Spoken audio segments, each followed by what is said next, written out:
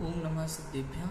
नमो अरिहन्ताणं नमो सिद्धाणं नमो आयर्याणं नमो उवज्झायाणं नमो लोये सव्यसाहूणम्।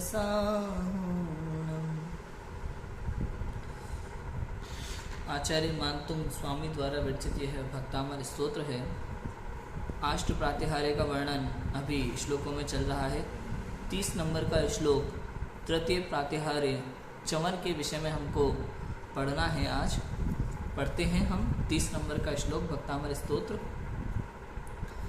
कुंदावेदात चल चामर चारु शोभम विभ्राजति तव वपुः कलधोत कांतम् उद्यत शशांक शुचि निर्झर वारिधार मुच्चैस्तटं सुरगिरे रिव शांत कौंभम।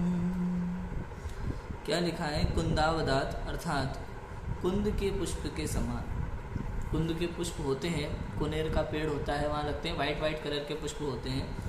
तो कुंद के पुष्प के समान स्वच्छ धवल, एक तरह के वाइट स्वच्छ। चल चामर, चल चामर अर्थात हिलते हुए चंवर, हिलते हुए चंवर का चारु शोभम। चारु माने होता है सुंदर, शोभम माने शोभा से युक्त। कुंद के पुष्प के समान स्वच्छ निर्मल हिलते हुए चंवर के बीच शोभा से युक्त सुंदर। कलधोत, कलधोत का अर्थ होता है स्वर्ण के समान। विभ्राजते माने शोभायमान होता है आपका शरीर। तब वपु अर्थात आपका शरीर। कलधोत कांतम अर्थात स्वर्ण की चमक के समान शोभायमान होता है। विभ्राजते माने शोभायमान होता है। उद्यत शशांक शुचि निर्झर वारिधार। उद्यत माने उदीयमान, उदय होने वाला, जो उदय होता हुआ ऐसा। शशांक माने चंद्रमा, तो उदीयमान चंद्रमा के समान। शुचि माने पवित्र, निर्झर माने झरनों की, वारिधारा अर्थात जलधारा से युक्त, झरनों की जलधारा से युक्त। उदीयमान चंद्रमा से, उदीयमान चंद्रमा के समान पवित्र निर्मल झरनों की जलधारा से युक्त। उच्चैस्तटम सुरगिरे रिव शांत कौंभम। उच्चैस्तटम अर्थात ऊंचे तट की, ऊंचे तट की, सुरगिरे अर्थात सुमेरु पर्वत के। एवं माने है यह शांत कोम्भम, शांत कोम्भम अर्थात शोभायमान होता है। एवं माने समान, शांत कोम्भम माने शोभायमान होता है। कि सुमेरु पर्वत के स्वर्णमय ऊंचे तट की समान होता है। ऐसा देखो क्या लिखा है, अर्थ पढ़ते हैं।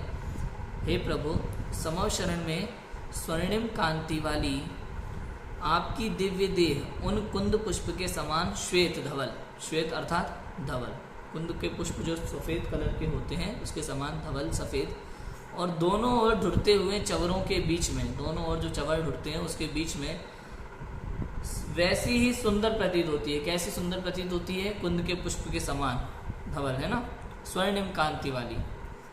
जैसे स्वर्णगिरी अर्थात सुमेरु पर्वत के ऊपर दोनों ओर से उदीयमान चंद्रमा की किरणों के समान उज्जवल जलप्रपात की गिरती हुई चवल जलधारा हो। सुमेरु पर्वत है, स्वर्णमयी है, स्वर्णमयी कांति वाला।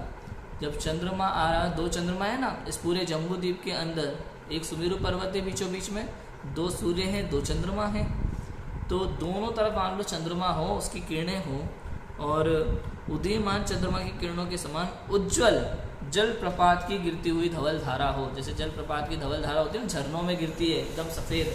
आपने कभी देखा हो, कभी बैराज वगैरह के गेट खुलते हैं ना, डैम वगैरह के गेट खुलते हैं तो एकदम सफ़ेद पानी निकलता है, झरना, झरने पे से सफ़ेद पानी झरता है, तो ऐसी सफ़ेद जलधारा हो। ऐसे ही समव शरण में आपकी स्वर्णिम कांति वाली ये पावन जो देह है, परमोदारी शरीर है, दोनों तरफ जो चंवर ढुलाए जाते हैं ना आपके, तो चंवर दोनों तरफ चंवर ढुलाए जाते हैं, उसके बीच में आपकी ये पावन देह अत्यंत कांतिमान स्वर्ण की तरह चमकने वाली श्वेत, कुंद के पुष्प के समान श्वेत धवल पवित्र प्रतीत होती है, ऐसा लगता है। इन अष्ट प्रातिहार्य का वर्णन तो आया है इन श्लोकों में, किंतु इसमें विशेषता बताइए अरिहंत भगवान की ही।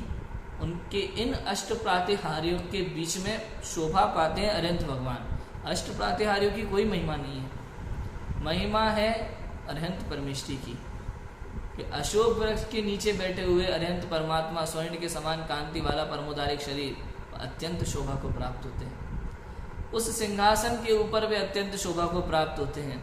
ऐसे ही दोनों तरफ चरण ढुलाए जाते हैं, उसके बीच में अरिहंत परमात्मा अत्यंत शोभा को प्राप्त होते हैं। कुल मिला के बात यह है, वर्णन अष्ट प्रातिहार्य का है, किंतु महिमा अरिहंत परमेष्ठी की ही इसमें गाई गई है। ये श्लोक नंबर 30 था चवर। आगे चौथा प्रतिहार्य आएगा, छत्र त्रय का 3 छत्र होते हैं अरिहंत परमेष्ठी के ऊपर, वो कैसे होते हैं उसकी चर्चा अपन करेंगे 31 नंबर के श्लोक में। अभी की बात को विराम देते हैं। ओम नमः सिद्धेभ्यः।